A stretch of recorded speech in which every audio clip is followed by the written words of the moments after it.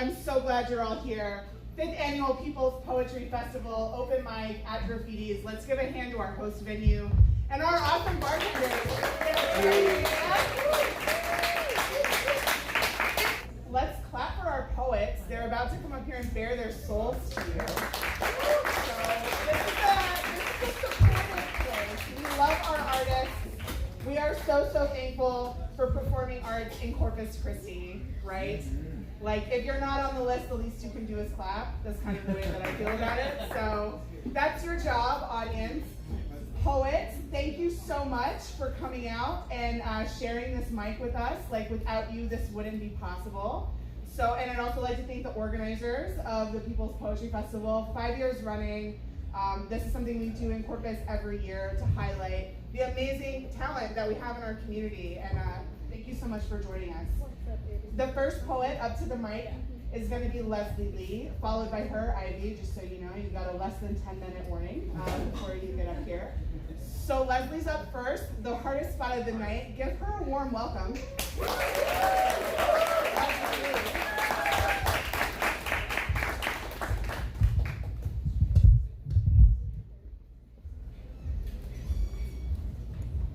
Hello. I'm going to be reading a couple of poems by Mike Lineweaver, and the first one is called The Litany of Saint Guillotine. Saint Guillotine, death bride of the workers, lend us your blade.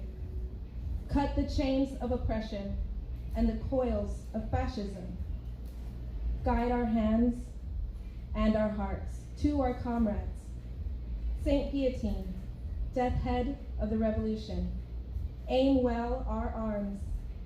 Saint Guillotine, mother of the end of history, deliver our harvest to the necks of the capitalists. Give us the class war and the courage of our vision. Saint Guillotine, red womb of the worker, give us the hammer and the sickle and the gun. Saint Guillotine, sweet angel. We have left the factory and the ghetto, the farm and the field. Give us this hour, our victory or our death.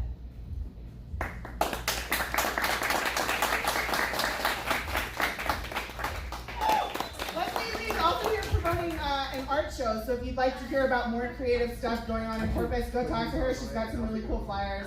She showed me the artwork on Facebook. It's pretty fucking kick-ass, so yeah, I'm excited about it. And let's get excited for Ivy. Put your hands together. Oh, hey, if you hear something you like let the poet know. There's nothing that feeds an ego like applause, so if you like what you're hearing, clap. You can hoot and holler, it's fine. This is not a golf clap poetry reading, so let's hear it for Ivy. Yay! Hi guys, I'm Ivy and this is an original. My daydreams envy you. I've been in a relationship with my own hallucinations for years, touched by sweet kisses of imagination, warm embraces by hypothetical situations, caressing the comforting face of my own hypnotic state, tracing my fingers along the spine of favorable outcomes. I no longer need to dance with the addictive touch of a false reality. My daydreams are slowly losing life, and the castle I built in the clouds is finally crumbling. Because they know I find solace in something new, and this is why my daydreams envy you.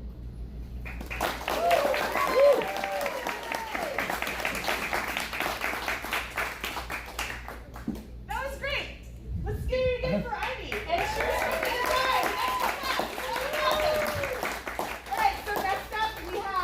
Shirley. Shirley? Yeah. Following Shirley next is Raven Rose, so just be ready for it. Let's hear it for Shirley. Clap, push it up here.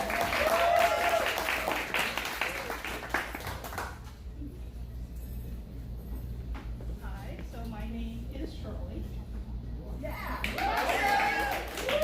So this is a bucket list thing. Never done poetry, jam.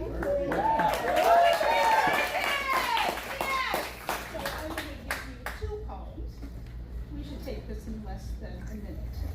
Okay, the first one. This is a profound thought on life. In a book, the story is in the pages between the front cover and the back. Life stories are in the actions between, ready, birth and death.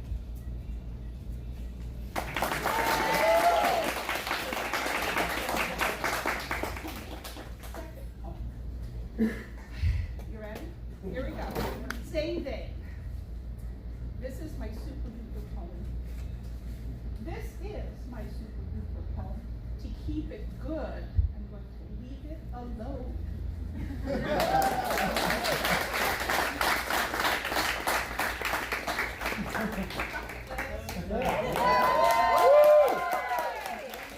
Hey, clap for Bucket List and clap for Shirley. She's a poetry right.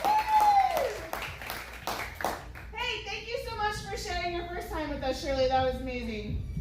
Next up, we have Raven Rose. Are you ready? Let's clap for Raven.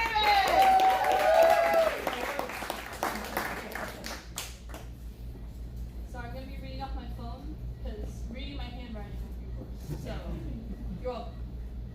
This first one is a protesty piece, so get ready for a little emotion.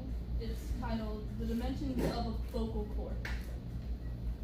That's just something poor people say. Words splattered against my face like 3-day-old tomatoes.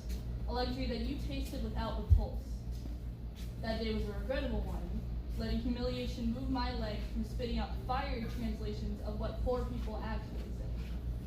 Instead, I sulked all the way home, staring at stains and split seams in my sneakers to return to the joke that is temporary housing. The empty rooms bellowing an elegy for hope. But no matter how cold the frigid wind or your words, that tiny apartment glowed with an oven's warmth. Mom revealed miracle dinners every night, multiplying macaroni to keep our village fed. She fixed me a plate without asking, and when we held hands to pray, I understood that these meals were meant to fill a space where shame hollowed out the back of my throat.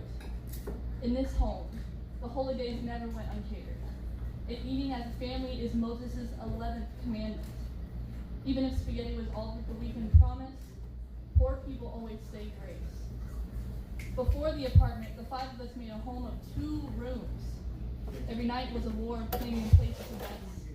The boys kicked me, fighting off some dreams they had, and my mom would stretch to hug all 4 corners of the mattress. The hardest part was finding a quiet enough place to cry. We couldn't even afford the privilege of breaking down. My pillow was the only witness to those rainy nights, while I fell into the darkest corners of that guest room. I cried as though tears would ring like loose change, sobbed for the house that we used to know was ours, feared for a future we would never get ahead of, and yearned for a past that will never come running back. By the time the sun sobbed me, my mom was at work. My child eyes were glassy and swollen with worry. I put on a different outfit and woke up the boys up with a smile because poor people have to know that they're fine and keep moving. Even in the sunniest of California, the home of raw and the best fish tacos, it took time, 3 jobs and a deployed body to build our home between the Golden Hills. Once the foundation cemented the stuccoed walls down, I sat in my room with the walls were my own shade, just watching orchid rose bloom through the windows and drenching me in a perfume of fresh carpet and joy. This was it, I thought as I gazed upon the rest of my life, when my brothers would be born, where they first planted their feet atop the weary strings of our persistently upright piano. Slowly the house's melodies became more cohesive, more tuned, playing jolly Christmas carols and countless happy birthdays. Until one day the songs cut off too soon. Pop-Up came, picked up the shattered ivory keys, and locked the door behind us. The poor people still say that would never happen to me. Of course, you don't usually hear what poor people say. The cockroaches and black widows that crawl into their mouths when you burrow themselves on the other side of your city. And when they ask you for a quarter to eat dinner with, you put up signs wording, "Please don't feed the animals." And with every check, you pay to clean up the streets so you don't see the reflection in your window shopping weekends. You move away, reading your full property value out of the unsuspecting buyers, now trapped by a red line. You put push them out of your homes, making sure your new retail stores have plenty of room to breathe. You squeeze us into the zoo of public housing, or throw us into the same streets you arrest us for sleeping in, or promise us the help of the Attorney General, or we beg for our allowance to keep the heat on for another month, as if we'd shrivel up and turn blue like a starving rat. I can't help but laugh at your attempt to offend me. You look silly with your ears clogged full of newspaper and cash. It's all right if you can't hear us, but don't assume we'll stop speaking. Whispering below the floorboards of your fully furnished homes, scurrying, scavenging, and scheming after your comfort, will swell with more residents than your lease can record, and when your skyscrapers sway with the rhythm of our voices, then you will wish you had heard the song of our weary vocal cords.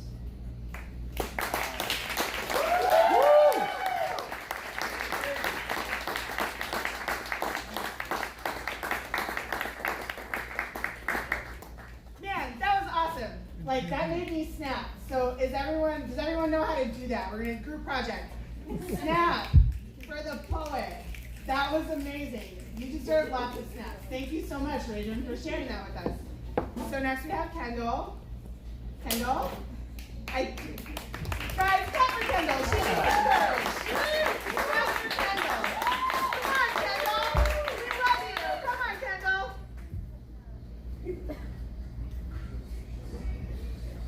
Hi. Hi.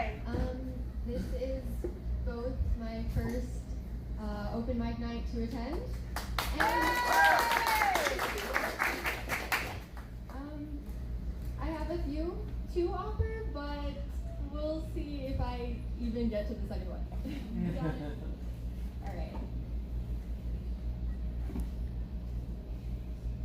I hate my dresser, and my nightstand, and my closet. And it probably stems from my dad always saying, clean up your room and you'll clear up your mind. What he doesn't get is that I don't want a clean room. I want an empty one. But I don't need an empty mind. I just need one with less damn stuff.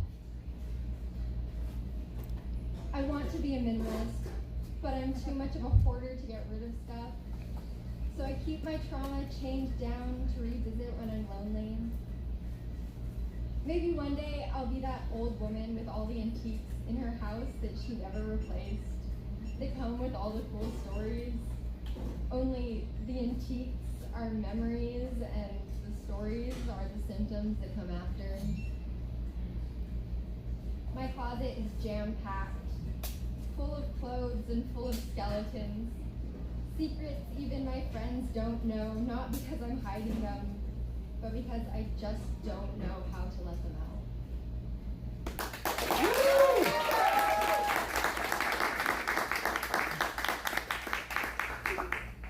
Clap for Kendall. Guys, this is the first open mic she's ever been to, and she read. That is awesome. You were super brave. I didn't even do that, so that's awesome. Yeah, Kendall, thank you so much for sharing. Let's clap for PWs up next. Yeah? Clap for PW.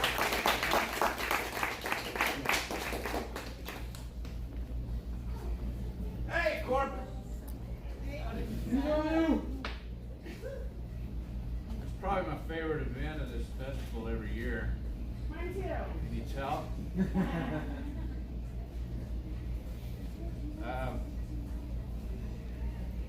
Read some stuff from a new unpublished manuscript. I'm shopping around. If I haven't asked you to publish it yet, it's because I haven't gotten to you yet. Nice. This first piece is called Hotel Bars and Black Town Cars.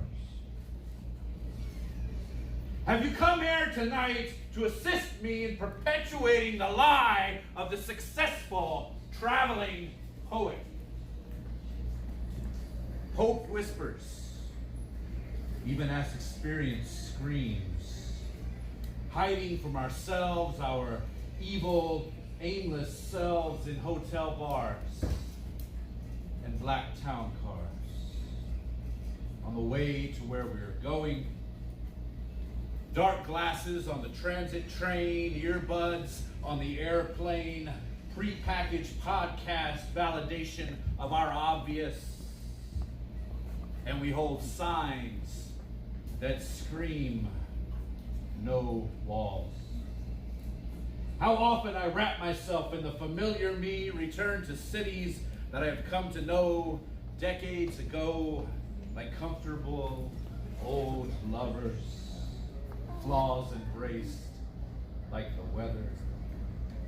Songs that once defined our lives, worn threadbare by the seasons. A woman next to me at the airport gate in Oakland, code switches Chinese and English, talking into her phone, and I try. But I cannot bring to mind the last time I set out to find the unknown. Contradictions and omissions, circus tents and hunting season off. She's gone now to Florida. I think she just stopped believing the lies of my life mixed with gin and dreams and little poetry magazines. My hopes whisper, my experience screams.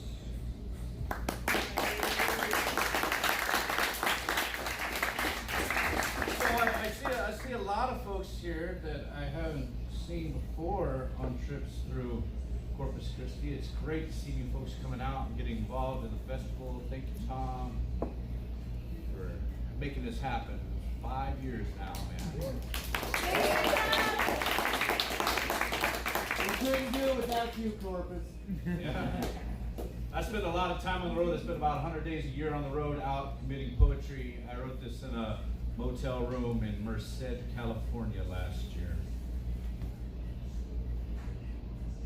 Cardboard bulkhead hotel, motel 6 in Merced, second story, and how I wish it was the throes of illicit lovers or a drug-fueled libertine orgy crashing into my transient one-night garret, and not the tourist rate seismic reality of what sounds like dozens of tumbling toddlers from the other side of the wall.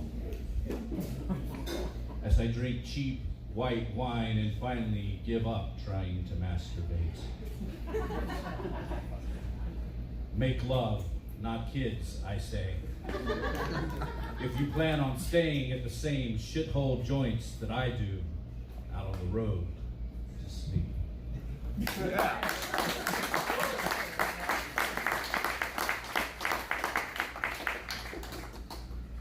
And I want to read one more. It's kind of lighthearted. I'm not known for my lighthearted stuff. I'm really not. Terrible, pessimistic asshole. But this one's written driving around the southeast, I think 2 tours ago. Anybody's traveled coast to coast on our interstate highway system, called Southern Billboards.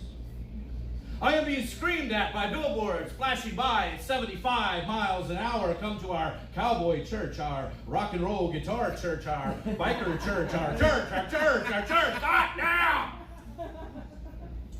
Visit the visitor center, the Indian mounds. Invest this year in a new timeshare. Urgent care, next exit, free in-room, coffee, high speed, Wi-Fi will get you out of your timeshare. Spend the night tonight in San Augustine. Vasectomy. The billboards on the highway teach me abortion stops a beating heart and that God listens to Christian radio. That winners play the Powerball lottery, that lasers can reverse my vasectomy. That the cafe just 10 miles up I-75 has totally bare waitresses, raw steaks, and clean showers. The billboards in Louisiana argue over whose caged tiger lived the longest. Pecan pralines and cracklins up ahead. Shipyards and refineries are hiring. Mesothelioma lawyers want to hear from you.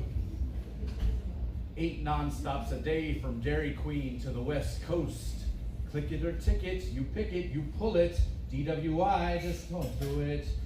Drivers eat free at exit 173 and more pralines. Fried chicken and highway diesel vote. vote for this guy. Look how clean his family is, and the stripes on that damn flag. We support our troops and first responders. Do not pick up hitchhikers. Prison area. Join us Sunday at our progressive church. Thank you very much, Corpus Christi. Tomorrow at the KMCC this school, and I'll be presenting a piece called "The Death of the Straight White Male." Yeah. That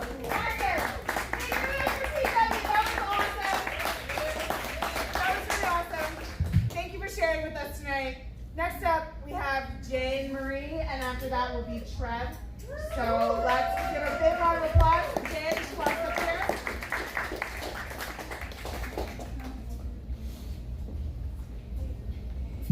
So this is also my first open mic.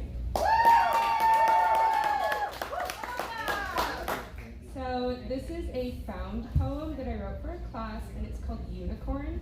And just some background, it's comprised of microaggressions and biphobic comments that have been told directly to me. So this is Unicorn. My boyfriend and I are looking for a third. Yeah, I kissed a girl once too. I thought you were a lesbian. So are you down for a threesome? But have you ever been with a girl? How do you really know? Are you sure about that? As long as you don't hit on me, LOL. I have a husband, so it doesn't bother me. Am I your type though? If I was gay, I'd totally get with you. Wait, but doesn't that technically make you pan? I just don't understand how you can like men. How many girls have you slept with? What about guys? I think you're just saying this for attention. I'm not biphobic, but...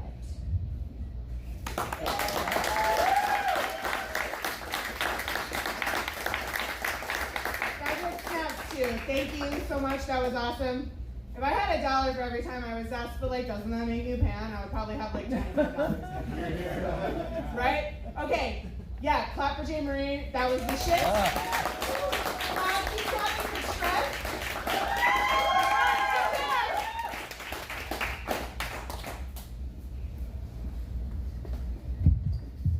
This is also my first open Yeah!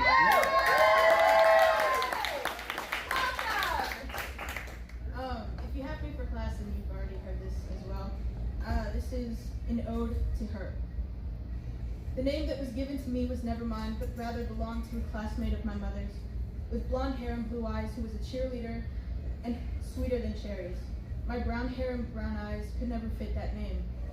I wanted a name that would fit in with the boys, so that I could get dirty and not have to wear dresses. Instead, I was trained to turn when her name was called. I took the first chance I had to change it in any way possible. I learned how great nicknames were. It was a way to stray further. How much better they sound when that name can be abbreviated or shortened to a single letter. It was a way to stray further away from who I was supposed to be.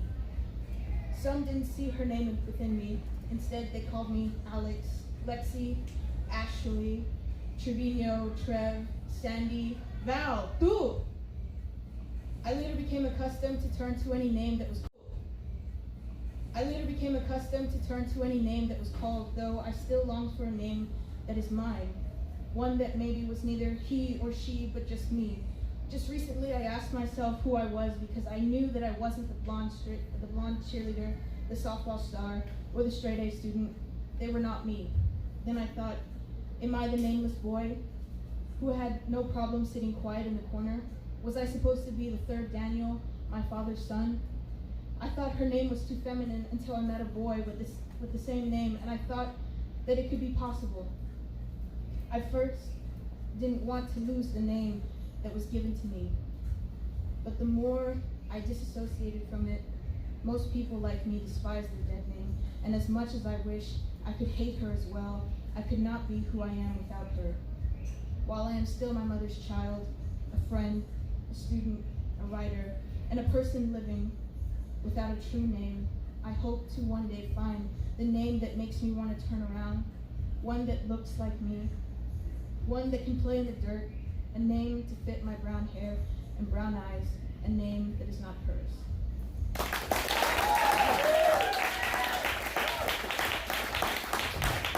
That was badass as fuck. Thank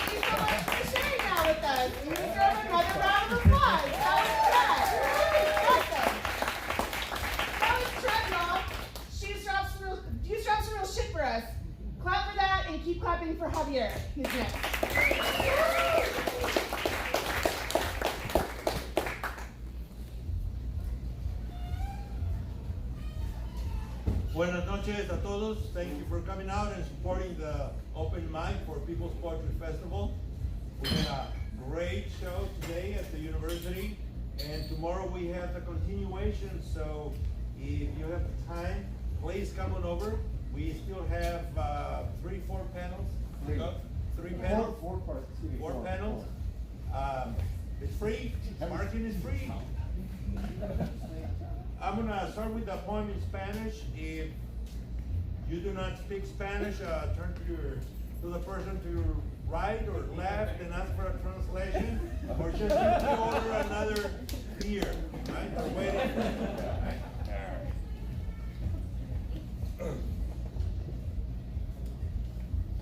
Dice así: hoy recuerdo ese momento cuando bajaste del cielo y me entregaste un buqué de flores. ¿Cómo olvidarte si llevo tu aroma en la piel? Gracias.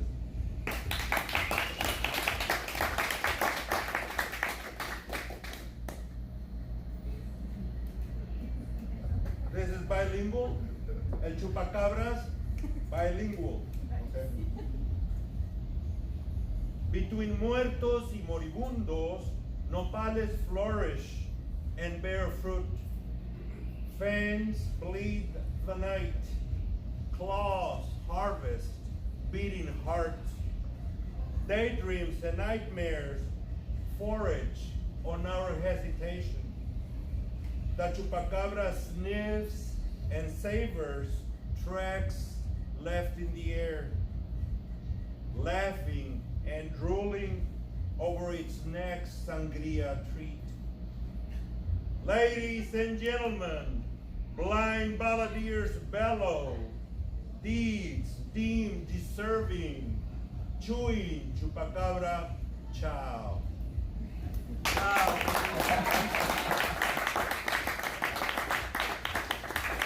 That was awesome. Javier, a round of applause. That was great.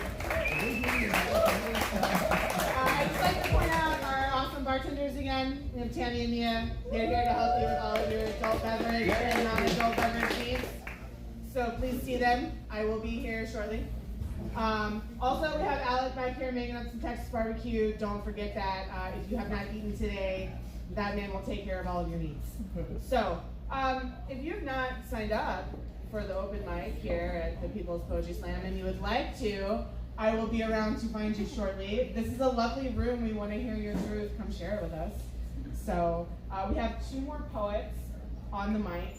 So next will be Stefan, followed by Tom. So let's hear it for Stefan. Also, Stefan is one of my absolute favorite people in the world. So extra claps for him. We've been friends for 15 years, and I don't know anybody else that long. So he's great. Clap for Stefan. Here, just like Poetry Slam. Love him. Always happy here.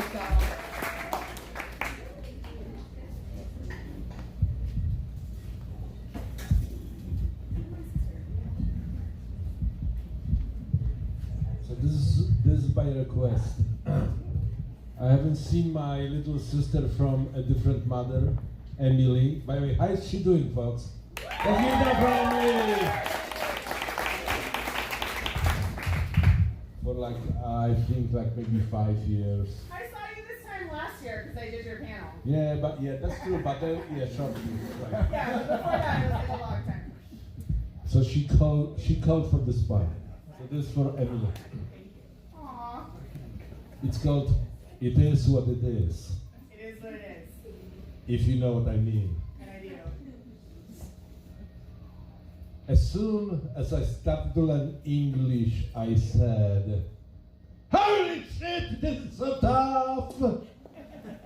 All those prepositions, participles, definite articles, indefinite articles, even words like shit or progress that need no article. And as soon as you think you've made progress, you find yourself buried in the maze of treacherous expressions like it is what it is, what is it? What is it supposed to mean? Can you pick it up, pick on it, put it in your pocket, kick it, take it with you? You see, prepositions are tough. But idioms are the worst. You cannot ascertain an idiom by grasping its literal sense. It will only lead you astray. You'll miss an idiom by a long shot, and pardon my French, you'll be shit out of luck. Up shoot trick without the paddle caught with your pants down, shooting bricks, talking shit, looking like a dipshit stuck in deep shit. So better get your shit together and start digging deep, for a man's got to do what a man's got to do, right? Right? Right. Well, what does that supposed to mean? I crossed the pond and landed in the Big Apple. Homies fixed me with some good shit. They said, that's the shit, man. And I was like, why are you calling it shit? I was so confused, but eventually I settled down. So one day I walked up the street and out of the blue shit happens. I feel like I've got to do what a man's got to do, if you know what I mean. Fortunately, I heard about this little bar in the hood, so I was thinking relief got to be inside. But as soon as I approached the door, there it was, like this psychedelic, lifted from the Kung Fu movie, this colorful neon blinking and flashing happy hour 4 to 8 p.m. Happy hour 4 to 8 p.m. Happy hour 4 to 8. I was like, what kind of shit is that? For years I heard about New York Minute, but how many of those can you pack into 1 hour? And truly, how can you stretch 1 hour of your happiness, happy hour, into 4 hours of your afternoon? But I got to do it, and yet I wonder what Slav got to do with it. Why to turn it into communal activity? Why to advertise it at all? For you see where I'm from, we use the term happy hour for the time we used to drop shit. Idioms are the worst, I told you. And I recall the calmness of my home, quiet mornings with a book of Basho's haiku in my hands. The old pond, a frog jumps in. Bloop. Those are my happy hours, if you know what I mean. But again, each culture has its custom, each culture has its idioms. Some like to do it at home in the morning, some prefer evenings by the ancient pond. One way or another, if you got to do it, you got to do it. It is what it is. And who am I to mess with your shit?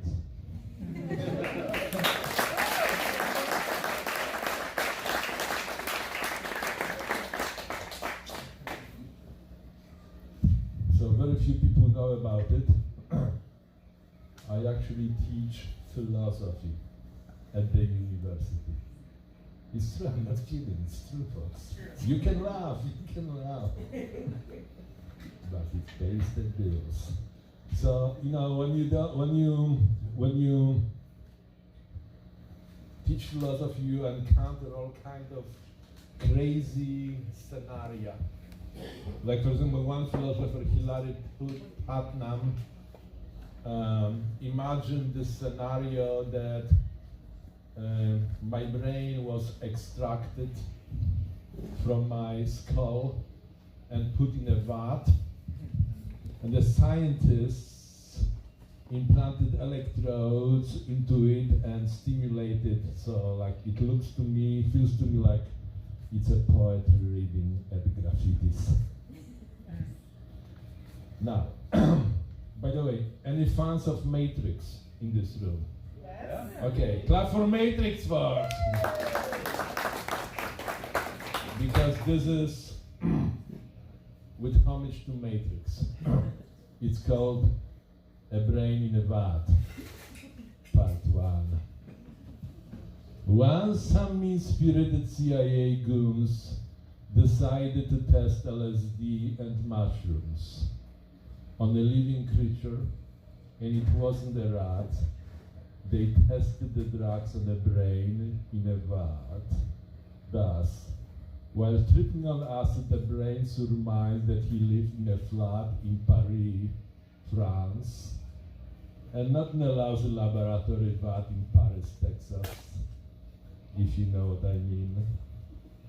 In love with amazing velvet lace, a ravishing woman and his mistress dominatrix, with whom he just watched the movie Matrix, and eager to submit to his mistress' stricture, the brain kneeled down to discuss the picture. "You stupid piece of shit," she says. "You think about nothing but giving up your ass. There is nothing in your head but a wish to get laid. Come here, stupid fuck.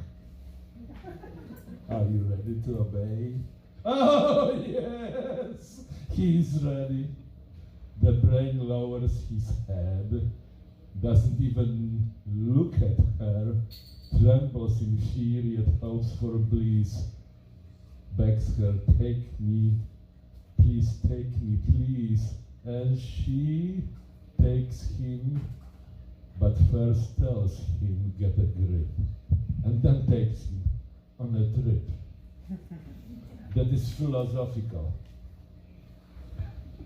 Involves Neo and Trinity, Morpheus and the Oracle, and people enslaved by very mean goons within some kind of energy cocoons. Tell me, spoiled brother, did those people know anything about the real world? She asks. The brain craves for her touch, ready to explode, but he obeys, gives her question some thought. To those people, he says, the word was concealed, for they had received a really raw deal from the evil goons who designed the cocoons. Thus, they failed to know anything for real. By the way, that was a limerick, motherfuckers. Very nice, my pet. She cleans up the sweat from his shapely and sexy imaginary head. Remember, all of that is becoming when the brain is in a vat.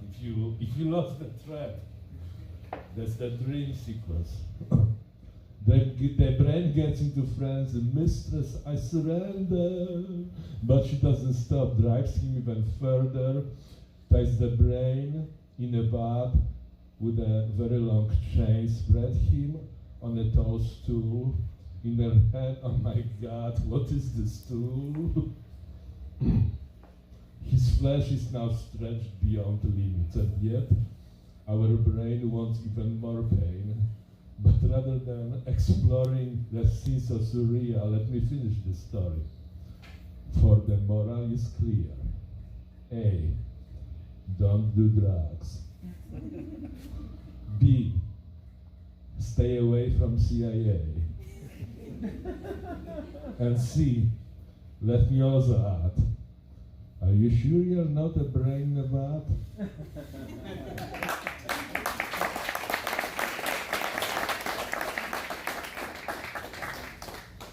Oh, let's hear it for Stefan and the brain in the vat. That is good advice, though, to stay away from the CIA part. I can't speak to the other two. But yeah, so Stefan used to run the poetry slam here in town, Bala La Humba, and he introduced me to spoken word, and I would not be up here if it were not for his mentorship. So let's give it to Stefan for developing young artists. In Corpus Christi, we would not have this scene if it weren't for a lot of your hard work. So we're very grateful for you, Stefan. And also, next up we have Tom, who helps organize People's Poetry Festival. This is the 5th year. If you're having a really good time, make sure to tell Tom, because without Tom, we would not have 5 years of People's Poetry Festival in Corpus Christi. And like, that's kind of amazing, guys. Like, we have folks from all over the state who come here to talk to us about poetry. We do panels, we have all sorts of events. So Tom's gonna read for us. Let's give a hand for Tom. Woo!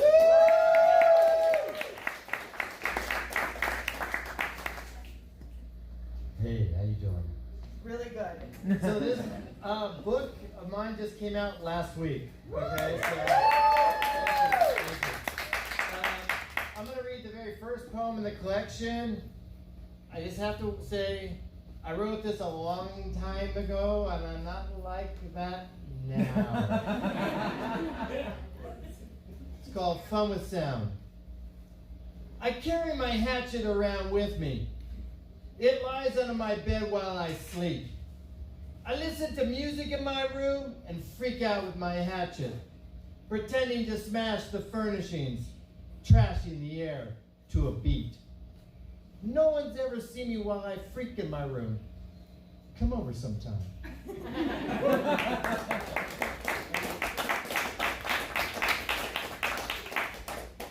So this is a fairly new one. It's actually going to get published in Locust Review next month. Nice. That's awesome. Thank Clap you. for that. That's really cool. Yes, this is called Going to the Mall. Pick up some phenobarbital. Check out the Geeky Girls Sustainability. Fast food choices, we got anti-gay hillbillies. All I wanted was a Pepsi at the mall. For a good pickup, phenobarbital. $100 shoes and Forever 21 skanks. Rather watch a run on the money that crashes banks. The internet is a tracking device disguised as a mall. Gonna dive into the dark web for phenobarbital. Out of the bars and into the streets, you cyberettes. They'll kick your door in for your stash in tin clarettes. Offer them a drink when they toss your sprawl. Then take all your phenobarbital.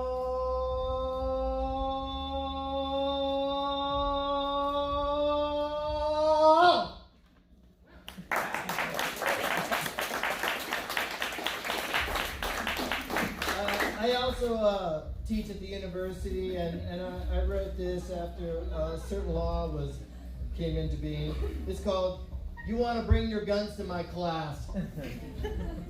You want to bring your guns to my class? Texas law says it's all right to play John Wayne. Well, you can kiss my ass. Already in the crosshairs of educational hee-haw, waving regulatory blather of Chancellor Inane, who wants to bring their guns to my class? The Second Amendment's real concern is militia. There's the flaw. Hey, doctor with the ankle holster, you're a scatterbrain. Here's some praxis. Kiss my ass. Pearl handle in her backpack, I spit out my coleslaw. Jesus, Jenny, this doesn't happen in Spain, where they don't allow guns in any class. If you want to bring your Glock 26 or 43, withdraw. Go gun-free. Be brave, smart, and humane. Don't come to campus to shoot anyone's ass. What about my rights? Y'all say it's a damn law. Exploring the mind and the universe is ours to ascertain. You're in danger. Bring your guns to my class. When the OK Corral breaks out, I'll be yelling, "Kiss my ass!" Thank you very much. Tomorrow we're going to have wall killers, Trump lovers need not apply at 12 o'clock. And then at 2:15 we'll have poetry in Spanish. And then at 4:45 we'll have the death panel. And then at 7 o'clock we're going to have open mic for the People's Poetry Festival participants on the subject of violence and healing from it. And this is about, was it not the Sugarland, it was the Sutherland Springs mass shooting, the El Paso mass shooting, and the Midland Odessa mass shooting that we're talking about. Thank you very much, and love. That was Tom. Let's hear it for Tom again. Guys, did you catch that? There's more cool shit going on tomorrow out of the university. Cool UC 320, right? Yes. UC 320 in the University Center up on the 3rd floor. We had a panel there today that was pretty fucking awesome, if I say so myself, because I was on it. So, you know, we had a good time, yeah? Go see more cool shit tomorrow. Poets are in town. They want to tell you all about their world and share their words with you. So the least we can do is show up, right? So we have 2 more poets, guys. So if you want to keep this going, come see me and I'll put your name on it. You can read off your cell phone. That's totally cool. You can read someone else's poem. That's totally cool. If you've already read tonight and you have more shit you want to read, also totally cool. Come find me, because once it's over, and I won't see you beautiful people again until next year. I have kids. I don't get out of the house very much, so let's keep this thing going, because I'm having a fucking blast. I don't know about you. So we have 2 more poets. We have Zach G and Brittany. Let's hear it for them. First up on the mic, Zach G. Yes. Awesome. Here he comes. Yay, Zach G. Come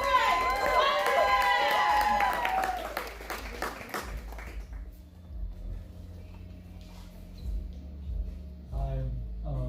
Hi, my name is Zach. Zach Rao, but they call me Zach for short. And I have 3 poems that are kind of like a little bit sad. So sorry, because they're canceling out the. Everybody needs to be in their feelings sometimes. That's okay. We appreciate that here too. The first one's called Letting the Anger Go. A lady I don't recognize cries. We lay on the floor. Door cracked just a bit on the bottom side. Lie! To fit the same amount of insecurities. Feelings arise in the midst of the creeping sight. Might be angry one last time. Bed warm. Sheets. Resistant.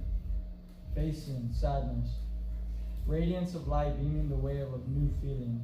Meaning is no longer reliable for what is in front of me. Be this, be that, be someone you need, be someone in need. I don't need this negativity or pain in my heart.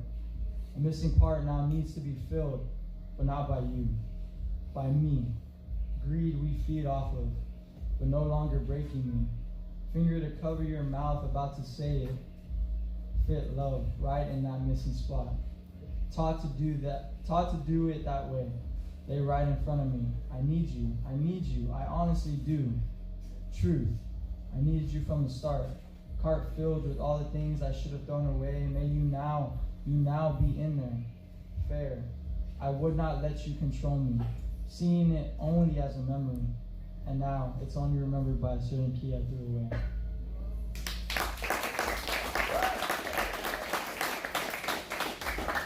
Thanks for sharing with us, Zach. I appreciate you, and keep it going for Brittany. Brittany, it's your turn. Woo, Brittany!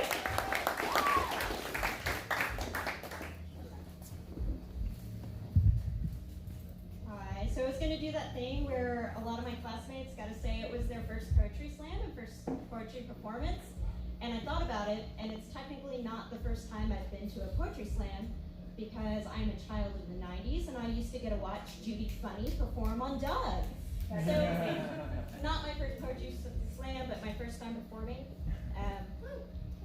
So I take reference from my homegirl, Emily Dickinson. I like to tell the truth and I like to tell it slants. So I'm going to give you some of my free writing and then I'll move on to a couple of poems and I might quote Emily Dickinson if I get too nervous. Anyway. I'm a girl who daydreams of running away. Pack a few things and come what may. Scatter my words into the winds like the leftover dust of a life that was never to be. And if I would, I could split apart. Be here, be there, when the sun pressed the mountains and the valleys are crushing me out of reality, heavy with the weight of perspective infinity.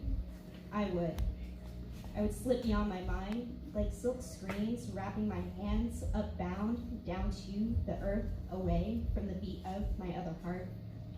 The miles fail my memory, mark the odometer, because I only remember the smell of hunting my spirit in the redwoods.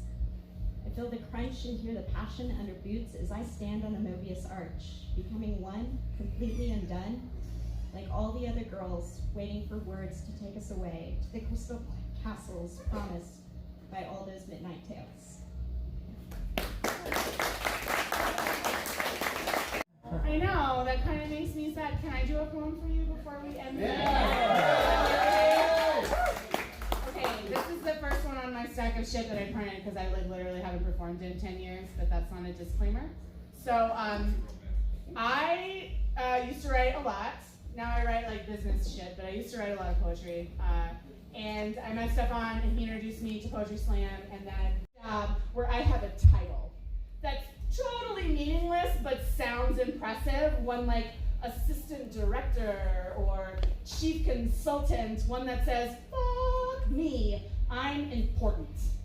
One I can put on business cards. So when I casually hand them out at PTA meetings, those other bitch-ass parents will be weak in the knees with envy. Oh, backside. I'm gonna have the right shoes and the right leather checkbook that will hold pictures of my perfect, if somewhat disconnected, 2 kids and a dog that play sports I give a shit about more than they do. And a picture of my family from back when we were happy, before I left them for my career and before my husband started sleeping with that fucking slut of a nanny. I want to live vicariously through Oprah and reality TV. I want to be stimulated, my life like bleh, regurgitated and laced with this perfect patriotic message. I want to settle for Fox News and fear of outsiders and never ask questions or question authority and like always follow blindly with perfect hair and white teeth. So that when I finally keel over alone in a nursing home because my husband like drank himself to death and my children followed in my footsteps of abandoning their families in pursuit of the American dream, the little bastards can split my life insurance. And then maybe they'll like finally have something nice to say about me. But fuck that, man, because like what I want to do is travel. I want to see this world before we burn it up, and I'm gonna do it holding hands with someone I love for no other reason than I like fucking love them. And not because I like promised them, oh, whatever, 20 years ago. I want to eat Lucky Charms, right? And watch like cartoons with my kids because I want them to grow up knowing that I was never too busy. I don't want to care about perfect hair and white teeth. I don't want to be defined by what I buy or where I live or who I choose to share my bed and my life with. I want to be defined by my like willingness to take chances and be fucking nice to people. Because in the end, when it's your time to die, not one single one of you get to say, hey, like, wait a minute. But try explaining all of that when you're getting trashed with your mom. So. I will leave you with that. Thank you so much for coming out and sharing your Friday night with me. This was amazing. I'm so thankful for all of you. Let's support art in Corpus Christi, and we can like keep doing this. So I will see all of you around. Like, thank you so much. You should clap for yourself. Clap for all of you. Clap for Graffiti. Clap for our awesome bartenders. Sending me up. Please take care of them. You guys like shit to do. They be serving up. They shit on to the bar to get me draft beers all night long. So. She's a rock star. We couldn't do this without you. Thank you so much for coming up here and getting on the mic. Thank you so much for letting me share your Friday night with you. Cool shit's happening tomorrow. Support art. I'll see you around. Bye. Yeah.